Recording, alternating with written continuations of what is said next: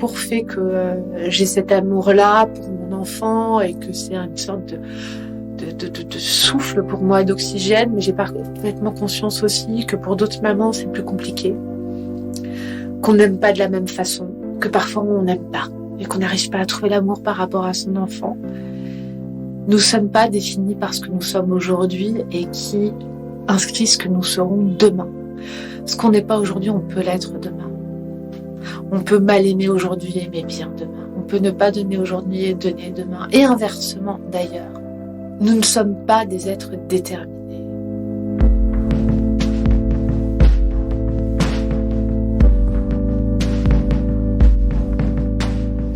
Alors, je m'appelle Virginie Roels et je suis la rédactrice en chef du magazine d'Amnesty International qui me fait, pour le coup, voyager un peu en dehors de nos frontières.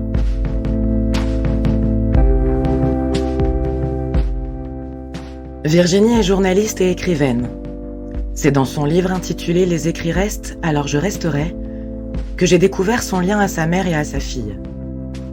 Au moment où elle a écrit cet ouvrage, Virginie se savait en danger de mort. Dans cette lettre adressée à sa fille Eva, elle a tenu à tout lui raconter et à lui transmettre toutes les clés de compréhension possibles sur leur histoire. Lorsque j'arrive dans son appartement en plein Paris, l'art et le beau sont partout. L'empreinte de sa mère, sans doute. Elle m'invite à m'installer dans sa petite cuisine, surchargée de livres et décorée à l'italienne, et nous commençons notre entretien. Ma mère est la fille d'une famille, la première fille d'une famille de 5 enfants. Il y a 3 garçons. Une famille modeste, on va pas dire pauvre, mais extrêmement modeste du nord de la Bretagne. Une famille où on comptait l'argent parce qu'il n'y en avait pas beaucoup. On la mettait dans des enveloppes sur la table pour savoir comment on allait passer le mois. Et qui a été un peu sacrifiée. Parce que dans les familles, donc elle est née en 1947, dans ces familles-là, l'après-guerre, où on comptait beaucoup les sous, en fait, c'est les fils qu'on envoyait à l'école, pas les filles. Et ma mère voulait faire du piano, elle voulait devenir pianiste, donc on lui a quand même payé des cours de piano, mais c'était compliqué de l'envoyer à Paris, et puis elle voulait être médecin, et donc on lui a dit, non, tu vas faire des études d'infirmière ou de sage-femme, etc. Donc elle a payé un peu le prix fort. Elle est arrivée sur Paris jeune sage-femme, mais elle a été agressée sexuellement par un homme qui travaillait avec elle à l'hôpital, d'une façon totalement... il a frappé à sa porte, il est rentré, et puis il l'a violée. C'est aussi simple que ça. Et je crois que ça reste donc une femme, ma mère, qui a été marquée par ce viol, mais pas uniquement ce viol, c'est-à-dire toute sa relation à la société, à l'autre, à la tendresse. Et elle a rencontré mon père et elle a grosso modo quand même, disons-le, laissé tomber son travail de sage-femme et pour faire 4 enfants à un homme qui lui réclamait 4 enfants. Voilà. Donc je pense qu'elle lui a fait plaisir.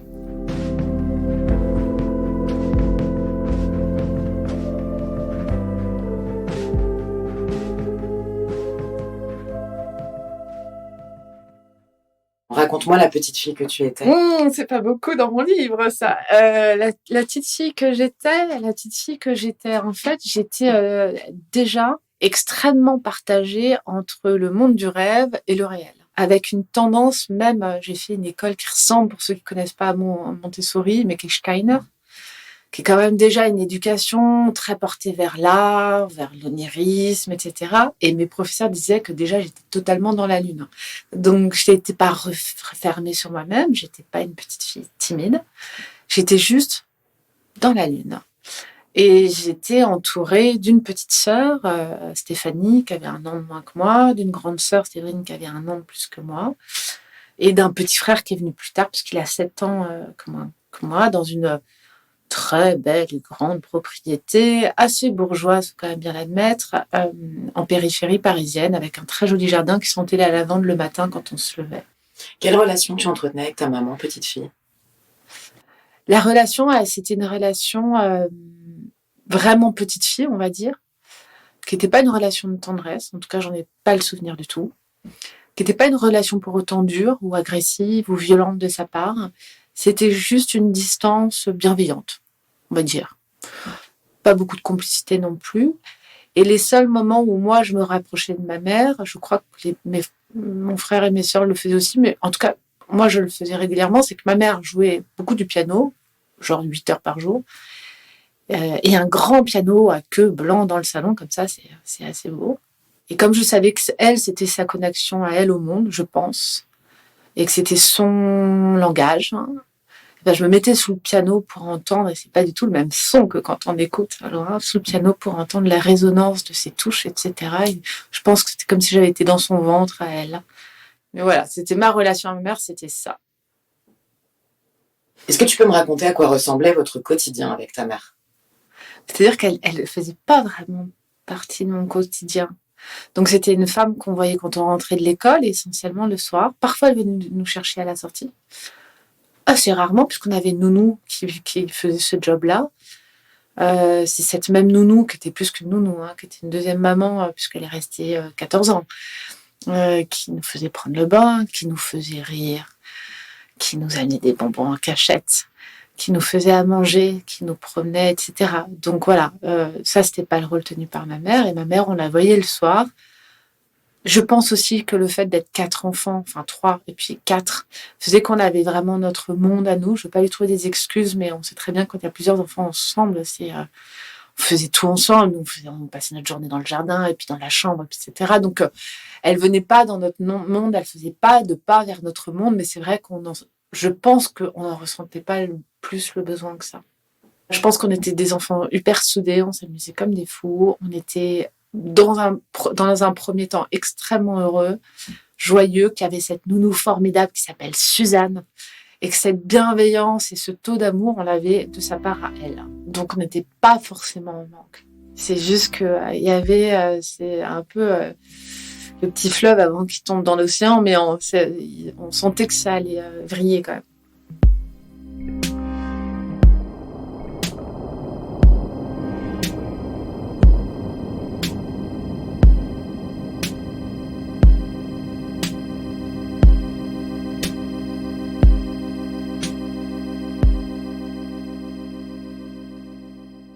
Mon père adorait voler, donc il allait de toute façon, il faisait tout pour ne pas être présent, hein, c'est clair et net, mais donc il passait l'intégralité de ses week-ends à l'Altiport, où il avait un petit coucou et il allait voler en permanence.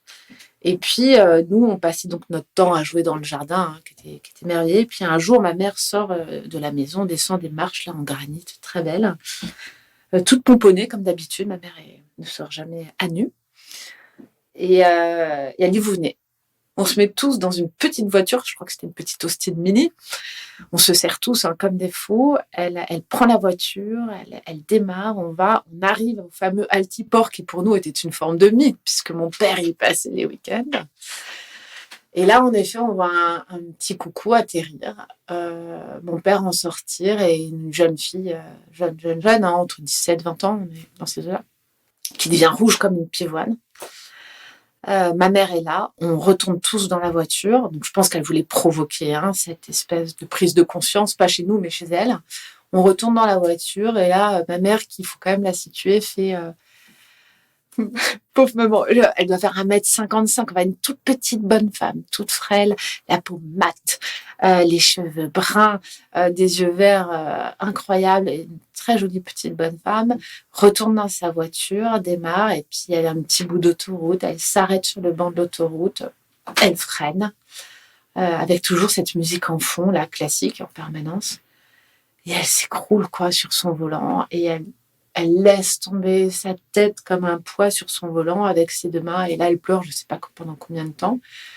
Mais si elle avait réussi à nous préserver jusqu'à là, pour nous, c'était une sorte de déflagration parce que c'était donc un chagrin d'enfant dans un corps d'adulte. Et c'était le début. C'était le début d'une longue chute pour elle, mais qui nous a entraînés dans son sillage, quoi. Et là, j'ai un père qui a une technique incroyable. Bon, déjà, il n'était jamais là le soir, de toute façon. Donc, moi, j'ai pas croisé mon père le soir. On voyait juste des phares dans la nuit arriver dans le jardin qui se reflétaient sur le mur. Et notre réaction, c'était de partir. Je sais pas pourquoi, mais en tout cas, c'était... Bon. Donc ça, c'était, j'imagine, vers 21h. Et puis, au fur et à mesure, il est revenu à 23h30. Donc là, on le voyait vraiment plus du tout. Et puis, 2 mois après, 2-3 mois après, il revenait à 2 heures du matin. Et puis, 5-6 mois après, et un jour, il revenait pas. Et en 1 an, à peu près, il est plus revenu du tout à la maison. Donc, évidemment, dans le même temps, ma mère a sombré, comme c'était un couple, encore une fois, qui sortait malgré tout beaucoup avant et qui avait pris des habitudes de consommer énormément d'alcool. Ma mère a continué dans son coin à consommer de l'alcool. Et donc, buvait. Et puis là-dessus, bien classique aussi également, anxiolytique. Et là-dessus, des espèces de crises qui l'ont métamorphosé. Hein. Je pense qu'il faut quand même mettre ça aussi sur le dos des mélanges. Métamorphosé en un être extrêmement sombre, extrêmement violent, pas avec nous dans les gestes, avec nous dans les mots, parce qu'elle m'a traité de connasse un jour parce que je lui prenais la bouteille d'alcool, alors que le lendemain, elle s'en souvenait évidemment pas. Et puis finalement, elle a regrimpé les 2 étages de la maison et elle s'est réfugiée dans sa chambre dont elle ne bougeait plus. Et donc, on a commencé à partir tous les matins de l'école et puis elle n'en bougeait plus. Puis quand elle réapparaissait, c'était pour dire qu'elle voulait mourir. Donc, elle prenait les clés de sa voiture et puis elle partait. Puis on regardait on se disait, elle va peut-être pas revenir, quoi, en fait. Donc ça, elle l'a fait plein de fois. Et donc, quand on revenait et qu'on l'entendait pleurer, on se disait, chouette, elle est vivante, quoi.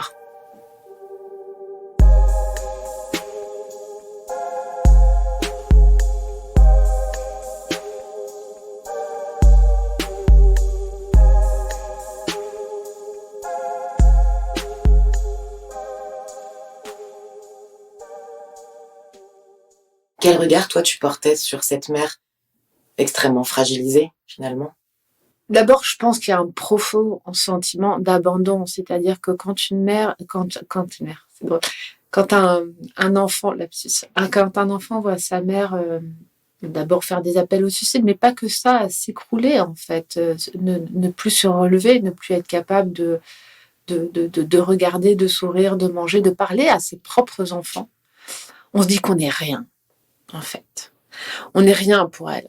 Parce que si on était un peu, en fait, elle trouverait le courage. C'est pas vrai, évidemment, hein, ce que j'ai mis. Ça, c'est le regard d'enfant.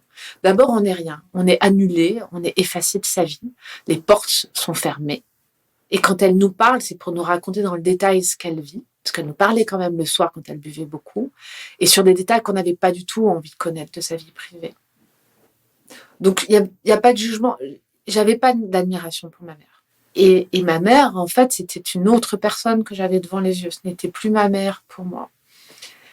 Et qui nous forçait, nous, à devenir adultes, puisqu'elle s'occupait de 1000 choses. Mais le chagrin, il était terrible chez ma sœur, sans doute chez moi aussi, mais je n'en ai pas trop le souvenir. Et puis chez le petit, quoi, le petit frère qui avait besoin, là, pour le coup, qu'on s'occupe physiquement de lui. Est-ce que tu te sentais aimée quand même par ta mère? Non, mais ça, la question, elle s'est jamais vraiment. Enfin, la question s'est pas posée, mais non. Non, mais même avant. Enfin, ni par elle, ni par mon père. Non, pas du tout. Comment elle a évolué cette relation? Comment elle s'est guérie de sa dépression? Enfin, comment tout ça a évolué? Alors, elle a quand même été dans une maison de repos pendant un certain temps. Et puis, c'est vrai que juste avant qu'elle aille dans cette maison de repos, moi, le jour où, une fois de plus, elle nous avait menacé de prendre ses clés et d'aller se foutre en l'air, moi, j'ai basculé non pas dans la détresse, mais dans la colère. Et d'ailleurs, ça a déterminé ma relation à la peur. C'est-à-dire que là, je me suis dit, OK, on a peur tout le temps, on vit avec cette peur qui nous mange à l'école, le soir, quand on rentre, la nuit, on entend un bruit, on se dit, ça y est, elle s'est foutue par la fenêtre, quoi. On va aller jusqu'au bout de cette peur-là maintenant. Qu'elle crève, en fait, qu'elle meure. Voilà, on en finit, quoi, une bonne fois pour toutes. Elle sera contente. Nous, on passera à autre chose dans notre vie. Et honnêtement, je le pensais très sincèrement. Il fallait que ça se termine, en fait. Il fallait qu'on sorte du cauchemar en ouvrant une autre porte sur un nouveau cauchemar. Mais voilà. Et donc, j'ai pris ses clés et je lui ai donné, je lui ai dit, vas-y. Mais vraiment, vas-y. Hein. Puis, en gros, ne te rate pas cette fois-ci. Et là, elle m'a regardée. Son regard a été super surpris. Je crois que le lendemain, elle m'a fait monter dans sa chambre pour s'excuser. Elle s'excusait beaucoup le lendemain quand même. Et elle a commencé par arrêter de boire déjà. Ce qui lui a permis quand même de retrouver ses esprits et de vivre son chagrin autrement. Et là, elle a passé encore 2 fois plus de temps sur son piano à jouer. Ce qui a sauvé ma mère, c'est la musique. C'est la répétition des doigts sur des notes. Parce que ce mouvement, cette répétition du mouvement vous fait sortir de vous-même. C'est la même chose quand on dessine. Je pense que c'est la même chose pour tous les gens qui pratiquent un art. Et qu'elle a pu en fait mettre de côté la partie de son cerveau qui incarnait la réalité pour en investir une autre partie. Et cette partie-là l'a sauvée, à mon sens. Et notre relation, j'ai considéré dès mes 14 ans, à tort ou à raison, que bon, j'avais pas de parents, qu'il fallait que je me débrouille toute seule, que j'avais besoin de gagner un petit peu d'argent pour prendre ma liberté. Donc, j'ai commencé à travailler à droite, à gauche. Et puis, dès que j'ai pu, j'étais allée vivre avec mon meilleur ami. Donc, j'ai quitté quand même assez tôt la maison, vers 16 ans. J'y revenais de temps en temps quand j'avais pas de quoi payer mon loyer. Et à chaque fois, c'était un enfer parce que moi, je pense que je faisais tout rejaillir. Donc, la moindre phrase, en fait, faisait exploser ces mélanges de colère, de peur, etc. Puis surtout, c'est pas n'importe quel mot. C'est à chaque fois qu'un mot disait « Ah, de toute façon, je me suis sacrifiée pour vous » ou « Ah, de toute façon, vaudrait mieux que je crève ». Alors ça, ces phrases-là, je ne peux toujours plus les entendre. Ou alors, j'aurais mieux fait de pas vous mettre au monde. Donc, une phrase typique. Mais qui n'est pas prononcée dans son esprit, je le sais bien, elle le dit encore, l'a encore dit il y a des semaines, qui n'est pas prononcée dans son esprit dans le genre je regrette que vous soyez sur Terre, encore que, mais qui est prononcée dans l'idée c'est trop de responsabilité en fait. Mettre un être cher au monde, c'est être responsable de ses futurs chagrins. Et je ne veux pas en être responsable.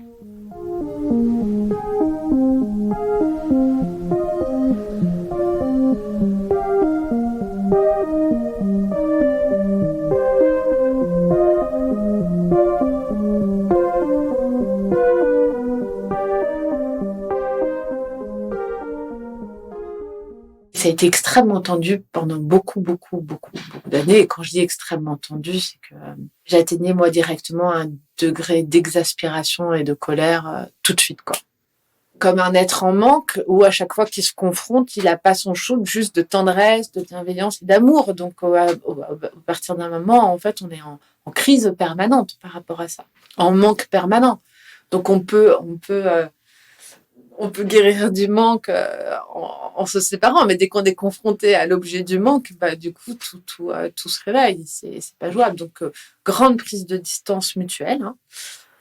Et puis, c'est vrai que c'est très troublant. Ça continue de me troubler. Donc, je continue à y réfléchir, à étudier le cas. Mais ma mère est quelqu'un qui est toujours présente en cas de malheur. Et ça me trouble énormément. C'est-à-dire qu'en cas de bonheur, elle est absente totalement. Impossible d'ailleurs de solliciter sa présence, même vis-à-vis de moi ou vis-à-vis de ma fille. Par contre, en cas de malheur, là, elle est là. Et là, elle met tout son bazar dans son énorme sac, puis encore un énorme bazar dans son deuxième sac. C'est très mystérieux ce qu'il y a dans ces sacs. Elle prend sa voiture et là, elle vient. Et alors, ça te trouble? Explique-moi ça. Ça me trouble au début, j'étais très dure. D'ailleurs, j'ai enlevé une phrase dans mon livre. Mais je me disais, en fait, elle kiffe. Ça la fait revivre. C'est son terrain sur lequel elle peut mûrir, avoir des réflexions, avoir du pouvoir, de la supériorité, sur ses enfants, de l'autorité surtout, parce que toute forme d'autorité a été perdue, à jamais. Et en fait, je trouve que il y a peut-être de ça, mais c'est un peu dur, c'est-à-dire qu'inversement, je pense que c'est quelqu'un qui a effacé certes ses enfants, mais s'est effacée aussi elle-même dès le départ et avait été elle-même effacée par ses propres parents. Et que dans des moments de drame, de grands drames, de maladies graves, de mort, ça lui donne une raison de vivre. Et que cette raison de vivre lui redonne toute la force dont elle a manqué pour elle-même. Et là, elle y va, quoi. Il y a une sorte d'instinct guerrier, de mère, de fauve, qui, même avec la patte cassée et aveugle, va aller vers l'enfant. Parle-moi de ton désir d'être mère, de devenir mère avant d'avoir Eva. Alors, c'est un désir qui est quand même super particulier parce qu'il s'inscrit dans une histoire personnelle extrêmement houleuse et compliquée, puisque quand j'avais 16 ans, j'ai avorté. Je ne suis, soyons extrêmement clairs, ni contre l'avortement, Je suis pour l'avortement en France et dans le monde, que les femmes aient le choix. Donc, c'est dit, hein. Ceci dit, j'ai avorté en une semaine et j'ai eu l'impression que tout avait été tellement pris en main, bordé, encadré, qu'à aucun moment j'ai eu cette espèce de moment de réflexion, de choix, qui m'aurait permis d'assumer cet acte. Voilà. Donc, encadré et bordé par qui? Par ma mère qui a tout organisé avec l'autre maman du garçon, le gynéco, le chirurgien, le truc, les papiers, le machin. C'était vraiment, enceinte, bazardée en une semaine. Je dis ça, mais pendant une semaine, moi, je me suis sentie mère. Donc, bazardée et avec cette expérience très, très, très violente quand on est dans un hôpital en ambulatoire où on a le sang qui coule contre les jambes. Et on sait que dans le sang, il y avait possiblement un enfant. Et je ne parle pas de culpabilité, hein, soyons vraiment clairs, c'est un combat important, hein, ce combat pour les femmes, d'avoir le choix d'avorter ou pas. Mais il se trouve que moi, en tout cas, cet enfant que je n'ai pas eu, je compte encore l'âge qu'il aurait. Ce qui me laisse penser que les choses ne se sont pas passées comme elles auraient dû se passer. Donc ça, c'est à 16 ans. Et puis après, très tardivement, après une carrière bien remplie, je me réveille et là, je fais une première fausse couche. Ça m'a plongée dans ma première énorme dépression nerveuse parce qu'en fait, je pense que ça a réveillé tellement, tellement, tellement de choses, tellement de douleurs. J'ai pensé à cet enfant dont j'avais avorté. Et ça t'a ramené à ta mère quelque part aussi? Alors pas du tout, parce que en fait, elle, sa première réaction, c'était de dire bon, écoute, ça va, les enfants, c'est pas non plus le centre du monde. Je pense que pour elle, c'était pas du tout un drame. En fait, je suis retombée très très vite enceinte. d'Eva. Première petite échographie, petit bout de chou avec ses petits os, avec la main levée. Et tout de suite, je me suis dit, cet enfant est plus forte que moi. Et en fait, peu de temps après, comme je suis tombée malade, en fait, je n'ai pu jamais avoir d'enfant. Donc, il y a une sorte d'instant magique dans lequel est cet enfant, après une fausse couche, avant que définitivement ça soit foutu en termes de procréation. Et donc, c'est mon miracle, quoi. Et en fait, c'est ce qui a été totalement extraordinaire par rapport à cet enfant, c'est que j'ai réparé beaucoup de choses à chacun moment de sa vie. C'est-à-dire que tout ce que je n'avais pas reçu, à chaque fois que je lui donnais, je réparais. On m'avait pas préparé à ça et c'est comme une bonne surprise. Hein. Pardon, c'est comme gagner au loto. Hein. C'est-à-dire qu'à chaque fois que vous faites quelque chose avec un petit enfant, vous êtes le parent qui fait découvrir à l'enfant, ou pas, hein, l'enfant prendra ce qu'il veut prendre, mais vous êtes l'enfant qui écoute à nouveau. Et toute la tendresse qu'on fait passer à l'enfant à ce moment-là, on la reçoit en retour tout de suite. Mais pas de l'enfant, de nous en fait. En fait, on répare. Je laisse rien passer de toutes les occasions qui ont été ratées par mes parents. Peut-être qu'ils n'en avaient pas besoin. Mais tout est réparation. Le moment simple est une réparation. Les premiers mots lus, les premiers mots dits sont une réparation. Les premiers pas, les rires, tout ça me répare entièrement. Je ne suis plus en manque.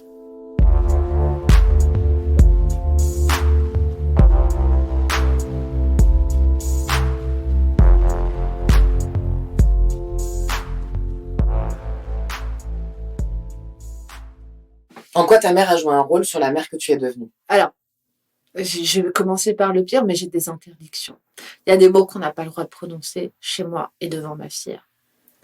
La menace.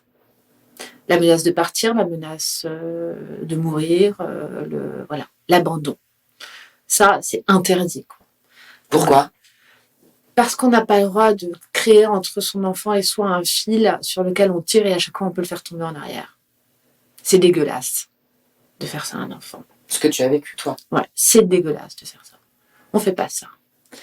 On ne boit pas, évidemment, même si ça m'empêche pas de boire un petit verre de vin, etc. Mais jamais ma fille me verra saoule. Hein, de toute façon, ça n'arrive pas.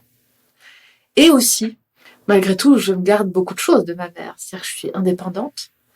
Ma solitude est sacrée. J'explique à ma fille depuis qu'elle est née que j'ai le droit d'avoir des moments qui sont mes moments et dans lesquels elle n'a pas forcément sa place. Et est-ce que je me trompe ou est-ce que c'est une réaction égoïste de ma part? Mais en tout cas, je suis assez persuadée que plus tard, elle s'autorisera elle-même, indépendamment de ses enfants, à avoir sa vie, sa propre vie, ses moments de solitude, ses moments de chagrin, qu'elle n'est pas du tout obligée de partager avec ses enfants. Et puis, quelque part, je me dis, Bon, ça, vraiment, c'est un peu un côté psychose. Mais parfois, je me dis, c'est bien que tu puisses grandir sans moi aussi. C'est bien que je ne sois pas l'élément totalement essentiel à ta vie. Que sans moi, ta vie pourrait continuer. Construire là aussi en dehors de moi. Qu'elle pourrait survivre sans toi. Ouais. Si toi, tu ne survivais pas quelque part. Ouais. Alors raconte-moi d'où ça vient ça. D'abord, je pense que la peur de la mort vient avec le fait d'avoir un enfant. Et donc, quand elle avait 3 ans et demi, Eva, j'ai appris que j'ai senti un truc sur le sein, une sorte de petite boule un peu comme ça, que je sentais pas cool du tout. Les femmes savent quand c'est pas cool. Faut qu'elles se fassent confiance à leur instinct. Il s'est révélé très rapidement que c'était un cancer du sein. Pas le plus cool, ce qu'on appelle les cancers pour être clair invasifs. C'est ceux qui vont très vite, ils vont très très vite, ils font très très mal et puis 6 mois après c'était foutu quoi, pour résumer les choses. Donc j'ai été opérée, j'ai eu la classique chimiothérapie, rayons, hormonothérapie, tous ces mots magiques et tout ça. Eva avait 3 ans et demi. Et là, je me suis dit, moi, c'est pas plus pour ma vie que je m'inquiète, quoi. C'est pour celle de mon enfant. Je n'ai pas le droit de la laisser seule. Je n'ai pas le droit. Je ne peux pas faire ça. Je veux pas avoir une once de chagrin sur son visage que je puisse, moi, provoquer. Alors là, non, ça serait trop, quoi. Ce serait la boucle qui se reboucle, mais dans le mauvais sens du terme. Là, ça finit par être un nœud, quoi. Et d'ailleurs, c'est la seule phrase que je disais au médecin. Les cheveux tombent, ne tombent pas. Je m'en fous. Tant pis pour la sexualité, j'ai envie de dire. Par contre, je veux voir mon enfant grandir. C'est à ce moment-là que tu t'es mise à écrire ? Eh bien, non. J'avais écrit à la naissance d'Eva un petit carnet. Parce qu'on ne se souvient pas de ce qu'on a vécu 1 an, à 2 ans, etc. Et cette mémoire du beau, je voulais qu'il soit écrit. Et qu'un jour, elle feuillette ce petit carnet pour se remettre en mémoire ces jolis moments qu'elle avait eus dans son enfance, qu'ils soient légers ou graves. Et quand je suis tombée malade, j'ai repris ce petit carnet. Et je dis, on va un petit peu accélérer la tendance, là. On va se mettre une pile parce que je serai peut-être pas là dans 2-3 ans. Et je veux absolument lui dire ce que j'avais décidé de lui transmettre sur ces années. Et je voulais lui dire dans l'urgence et puis savoir d'où elle venait. Ce qu'avait vécu sa grand-mère, pour qu'elle ne marche pas dans la vie à l'aveugle et qu'elle ne passe pas son temps, si j'étais pas là, à se retourner sur son passé en disant mais j'aurais voulu demander à maman ça et puis j'aurais voulu la questionner là-dessus. Non, je voulais que tout soit écrit. Et si un jour je suis là, elle pourra l'ouvrir.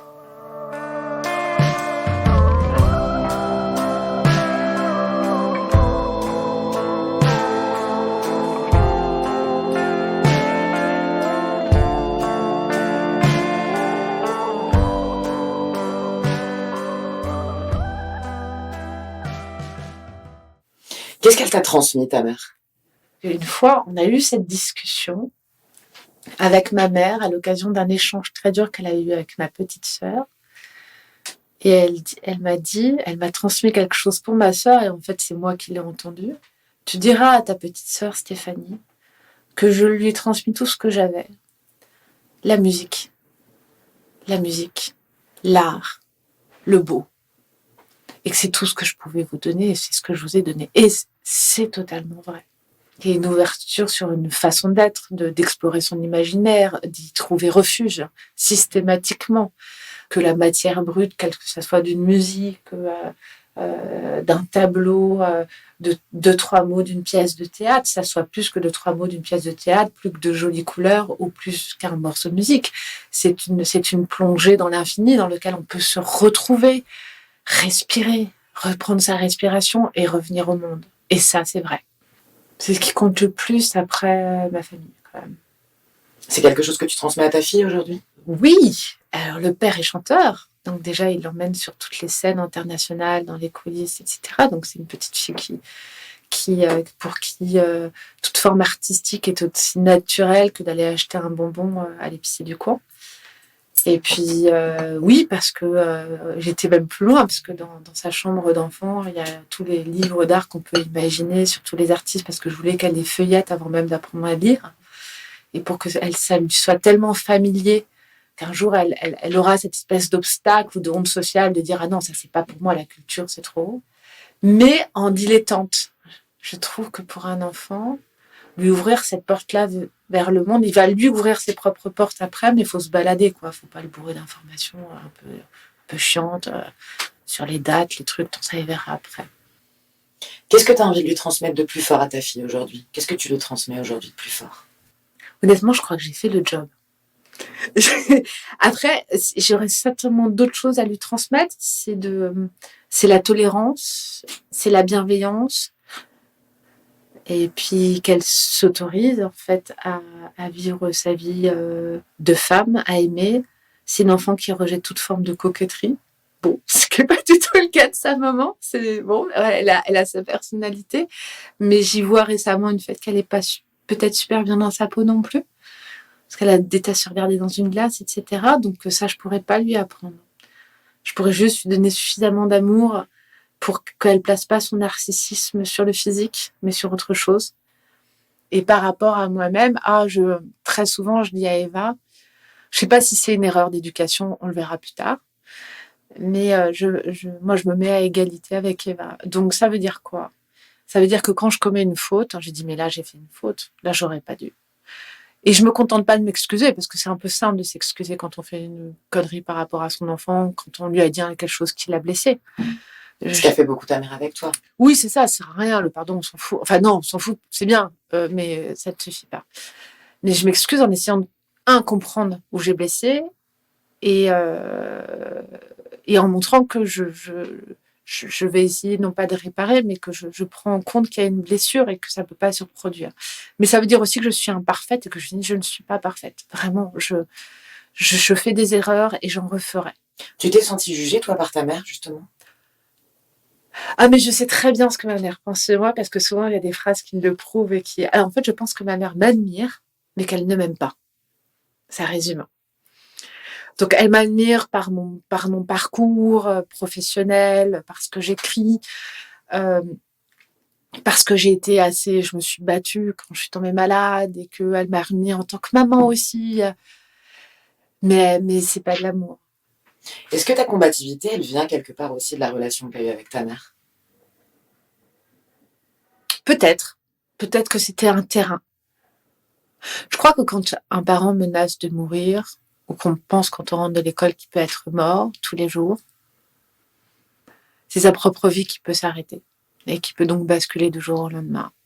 Et en fait, je crois que moi, tous ces moments de ma vie avec ma mère m'ont permis de choisir la vie. C'est-à-dire dire, en fait, t'as le choix, hein, finalement. C'est-à-dire, quand on a été bercé dans cette idée-là, on se dit, on a le choix de vivre ou de mourir. Tous les jours, on a le choix de vivre ou de mourir. Hein. Je veux dire, la fenêtre est là. Hein. Il y a mille moyens de mourir. Choisir sa vie, c'est choisir de ce qu'on veut faire de sa vie et essayer d'y tendre et y mettre et combattre pour ça et en être digne. Et quand on voit, et ça relie avec mon travail à Amnesty International, la façon dont tous les jours des gens choisissent de vivre et le payent de leur vie parce qu'ils ont choisi de vivre, de fuir un conflit, et qu'ils ont pris leurs mots, mais qu'ils ont traversé la mer et qu'ils se sont noyés pour vivre et pour choisir leur vie, la moindre des choses, c'est d'être digne de ces situations-là. Il n'y a pas de jugement de valeur. Mais soyons dignes de vivre. Et ça, justement, par rapport à ton travail, c'est quelque chose que tu transmets à ta fille aussi, aujourd'hui? Oui, je lui parle. Elle est très politisée. Elle fait un journal de l'école. Elle a lancé une pétition au niveau de toutes les écoles du primaire pour qu'on ne montre pas des photos de vivisection dans les livres. C'est son combat à elle. Donc, il y a mais c'est son combat à elle. Voilà. Et ça, c'est bien. C'est pas le mien.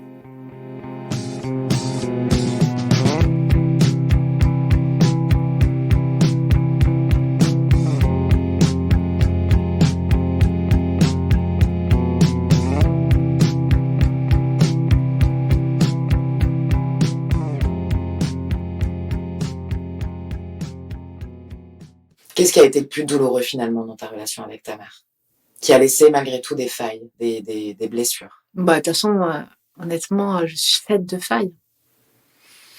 Vraiment. Moi, je pense que c'est le manque de tendresse. C'est une caresse, la tendresse. C'est quelque chose de simple, à portée de main. C'est doux. C'est pas les grandes joies, c'est pas les grands bonheurs, c'est pas l'enthousiasme total, C'est de la tendresse. Je l'ai avec mon enfant, mais mon enfant n'est pas ma mère. Je l'ai avec mon époux, mais mon époux n'est pas ma mère non plus. Euh, et je l'aurais jamais. Enfin, je serais toujours un peu en manque, je crois. Et je pense que ça influe sur le regard qu'on se porte et sur la façon dont on se comporte. C'est-à-dire, vraiment, moi, je pense que même derrière la coquetterie évidente derrière moi, je le dis, je sortirai jamais de chez moi sans un truc qui me cache un peu. Et pourquoi? Parce que je peux pas considérer qu'on m'aimera comme je suis. Le regard de la mère, c'est quand même le premier regard. Ben, c'est celui qui libère quand il est bienveillant. C'est-à-dire qu'un enfant aimé, il a plus besoin du regard de ses parents quand il grandit.